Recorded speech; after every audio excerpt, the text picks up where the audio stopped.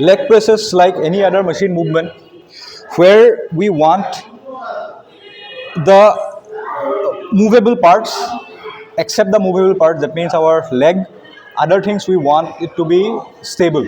Okay, we want everything to be stable, your shoulders, your back, everything should be stable on the pad.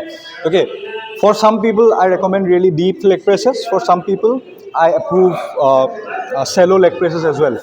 It depends on the mobility of that person, the goals and individual differences. Okay, so a few pointers which will apply to every one of you.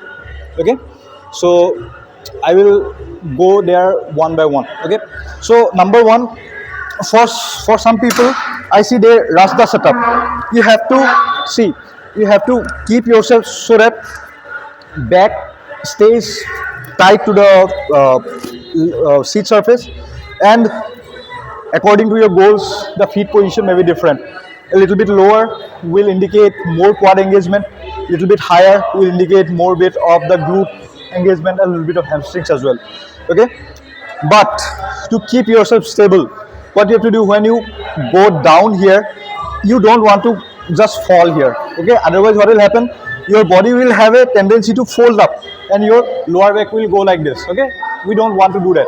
So one cue I will give, which may actually help you, is after this I'm going to show you. Okay, so a few tips here. Okay, I hope the angle is correct. Okay, so most of the instability issue I see is here. Okay, lower back going up or just you being straight unstable. Okay, so most of the time what happens that it is lack of just awareness on this, on this. Okay, lack of awareness on the bottom position. So what you should do, think that the plate is exerting force on you to make you stable on the bench. Okay, stable on this pad. So what you should do, when the weight is pushing you down, think about is pushing your lower back into the bench as well.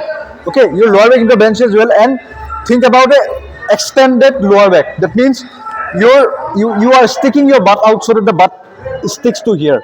But I'm not talking about going into hyper extension, but a little bit of extension. If you think that I will extend my lower back, then there's a chance that when it comes down, you want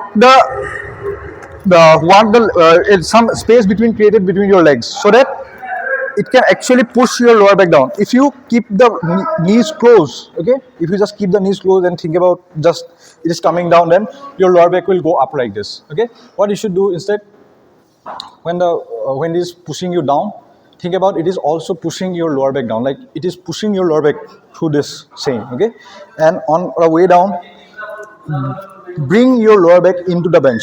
Okay, you can raise your heel a little bit to hit more depth, but don't compromise with the lower back.